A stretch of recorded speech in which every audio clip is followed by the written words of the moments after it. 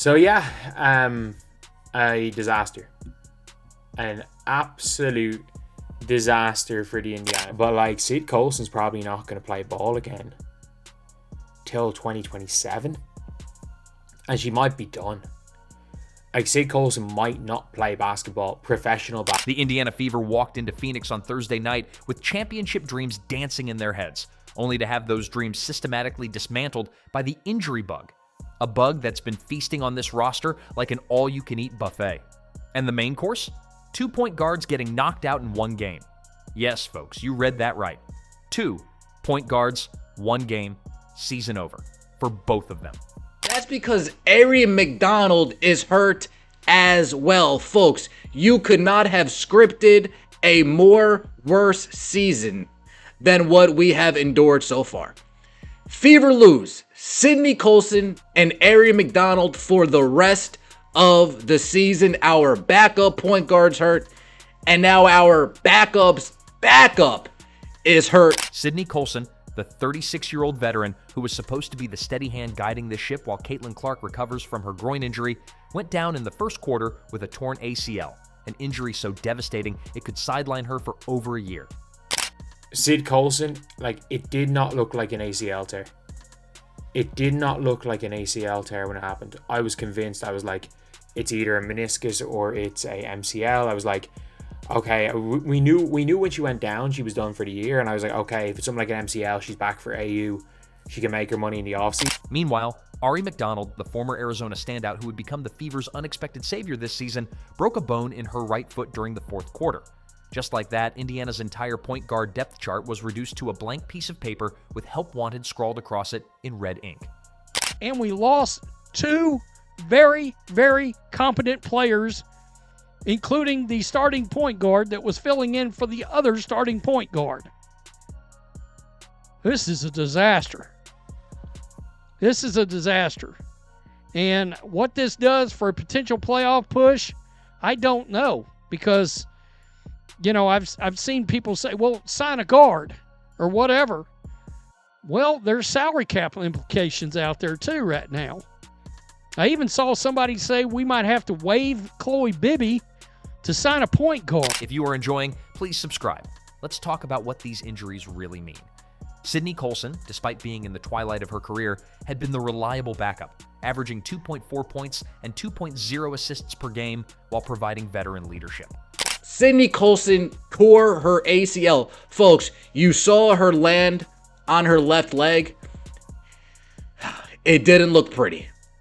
It didn't. Her left leg completely gave out on her. It exploded underneath her. But Aari Mcdonald, she was the story nobody saw coming. Signed on a hardship contract earlier this season after being waived by the Sparks, McDonald had transformed into a legitimate contributor, averaging 9.8 points and 4.7 assists per game in 20 appearances. She wasn't just filling minutes, she was filling scorebooks, including a memorable 27-point explosion against Phoenix just days earlier. He came in with a crazy role, right? Learning plays on the airplane, landing, and playing her first game without turning the ball over at all. Not turning the ball over at all, y'all. Just came in and was a huge X factor for this Indiana Fever team. Caitlin Clark didn't even get a chance to play like that with Aari Mcdonald, man. I'm sick. And here's the kicker. This isn't even the full extent of Indiana's injury nightmare. Caitlin Clark, the franchise's golden child, has been sidelined since July 15th with her own groin injury, missing what would become 10 straight games.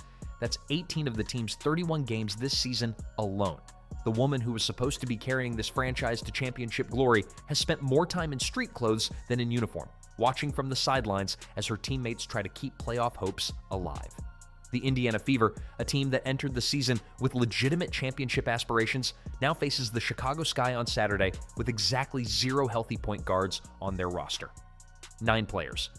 That's it. That's the entire active roster for a team that was supposed to be competing for titles. Indiana Fever cannot sign a hardship contract until after tomorrow's game, which means tomorrow they have to play with 9 players. Now, it helps that the Chicago Sky also have injuries. So this game's going to be a little bit weird, but after tomorrow, they can sign a hardship contract because now that Aari Mcdonald and Sydney Colson are both out with injuries, we don't know the timeline of Caitlin's return. So, of course, the discussion is... Due to WNBA rules, they can't even sign a hardship replacement until after the Sky Game, meaning they'll have to field a lineup that would make a high school coach weep. The cruel irony? This was supposed to be the year everything came together. After an aggressive offseason that saw them add veterans like DeWanna Bonner, Natasha Howard, Sophie Cunningham, and yes, Sydney Colson, the Fever had constructed what looked like a championship-caliber roster.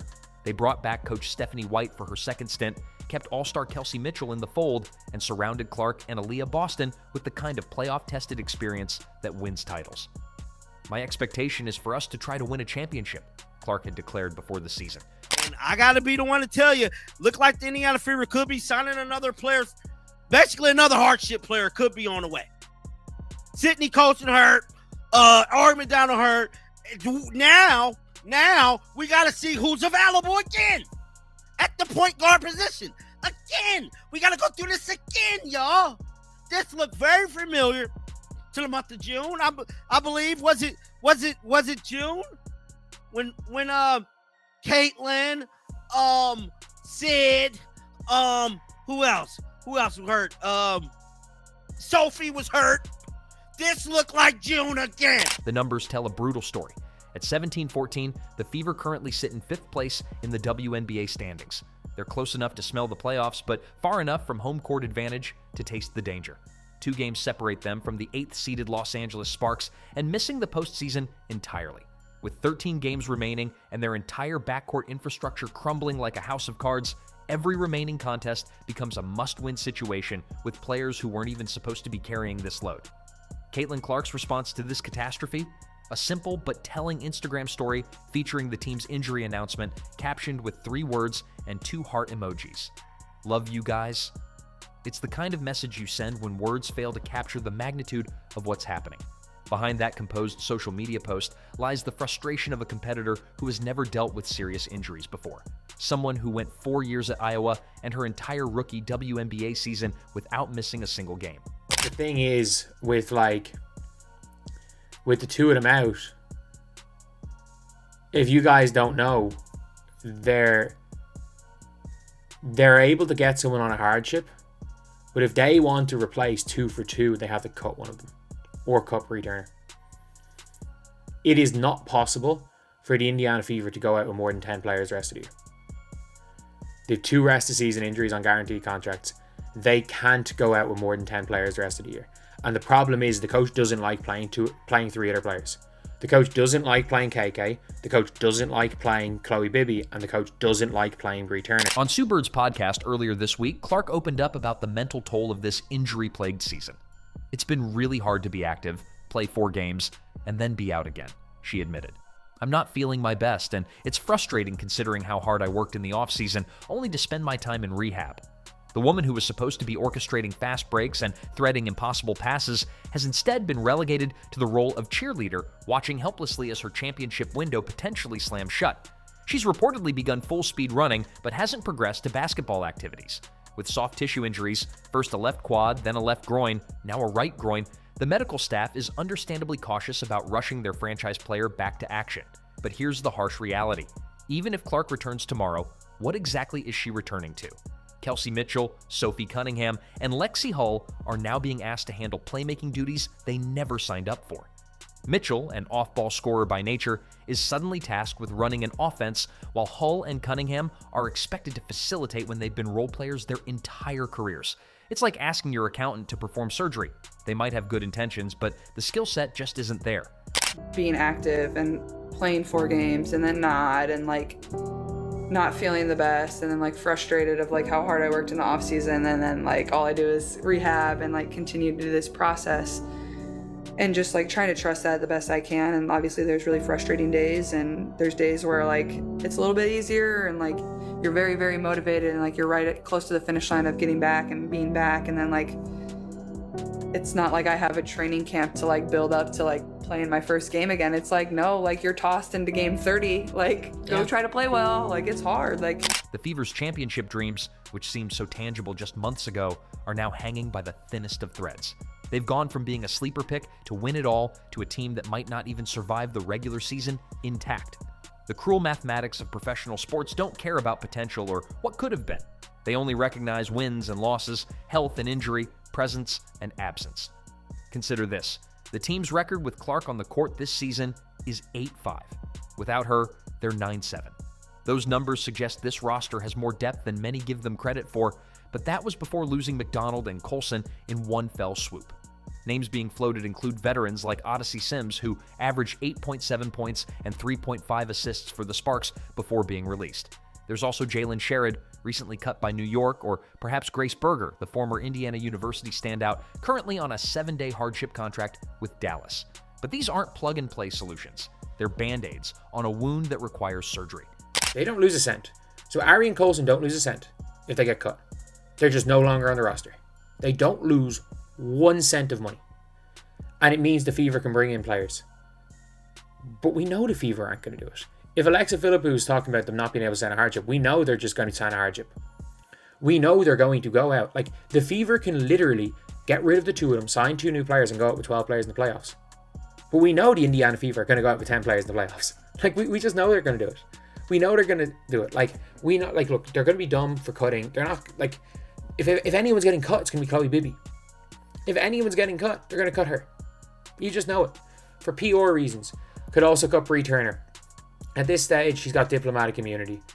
The psychological impact of these injuries extends beyond just the immediate roster concerns.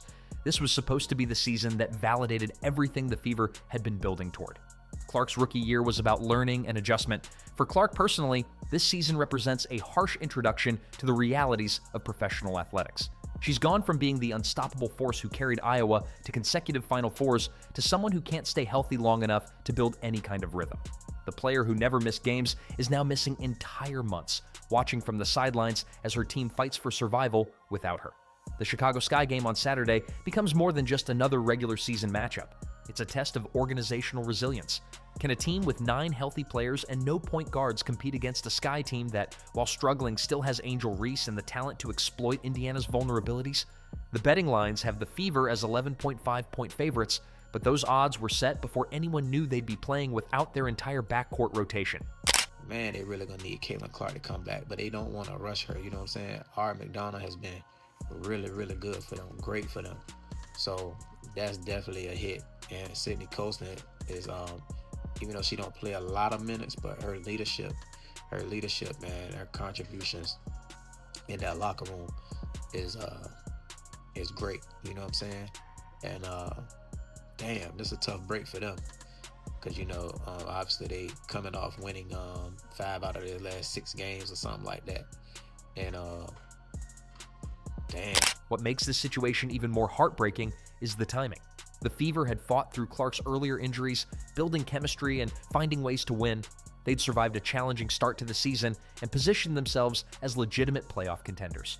The Commissioner's Cup victory over Minnesota earlier this year proved they could compete with the league's best teams. All of that progress now feels like ancient history. The championship conversation that dominated preseason coverage has shifted dramatically. ESPN's Basketball Power Index still gives the Fever a 98% chance of making the playoffs and a 2.6% chance of winning the title. But those algorithms don't account for the human element. The exhaustion, the pressure, the sheer impossibility of asking role players to become stars overnight while your actual stars watch helplessly from the bench. If there's a silver lining to be found in this disaster, it's that the Fever's core remains young and under contract for future seasons. Clark is just 23, Boston is 22, and even Mitchell has several productive years ahead of her. This season might be lost, but the championship window isn't necessarily closed. However, championship windows in professional sports are never guaranteed to stay open, and opportunities wasted in one season don't automatically carry over to the next. This season is so doomed, man. It's so doomed. Like, they got the injury bug now, and first it was Caitlin Clark, then it was Sophie Cunningham, then it was Caitlin Clark again, now it's Sydney Colson, and now it's Aari Mcdonald. This really sucks, guys. I have the hope is dimming, and this season is not looking good. It's like, not only we lost to the Mercury, to that bum Bonner, but they also, like, The broader WNBA landscape doesn't wait for anyone to get healthy. The Minnesota Lynx continue their march toward the top seed, the New York Liberty are finding their groove, and teams like Atlanta and Phoenix are building momentum. Every game Indiana plays shorthanded is a game their competitors are using to create separation in the standings. The mathematics of playoff positioning are unforgiving, and the Fever are quickly running out of margin for error. As we look ahead to the remainder of the season, the question isn't whether Caitlin Clark will return. It's whether she'll return to a team still in contention or one that's already had its season defined by what might have been. The player who was supposed to be the face of the WNBA's continued growth is instead becoming a cautionary tale about the fragility of athletic careers and championship dreams. My goodness, another hardship player's on the way. Damn! Somebody said my freaking blood pressure is high. I can't with these losses. I mean, tonight loss was ridiculous, guys. I mean, just downright ignorant. This was a downright ignorant loss. An embarrassment to the team, an embarrassment to the fan base. And I'm telling you right now, oh my God. Look at what the Phoenix Mercury admin just did. Look at what the Phoenix Mercury admin did. The Indiana Fever entered this season with championship aspirations and a roster built to compete immediately. They're now facing the very real possibility of limping into the playoffs as a broken team, or worse, watching the postseason from home while their franchise player recovers from yet another soft tissue injury. It's a fall from grace that happened not over months or years, but over the span of a single devastating game in Phoenix. So yes, Caitlin Clark loves her teammates. She supports them through social media posts and encouraging words from the sidelines. But love doesn't win basketball games, and encouragement doesn't replace the skill sets that walked off that Phoenix court on Thursday night. The Indiana Fever are about to find out if heart alone can carry them through the storm, or if this season will be remembered as the year everything that could go wrong did go wrong. Welcome to professional sports, where championship dreams can die not with a bang, but with the rip of an ACL and the dull crack of a broken bone. The Fever's title hopes aren't officially dead, but they're on life support, and the power grid just went down.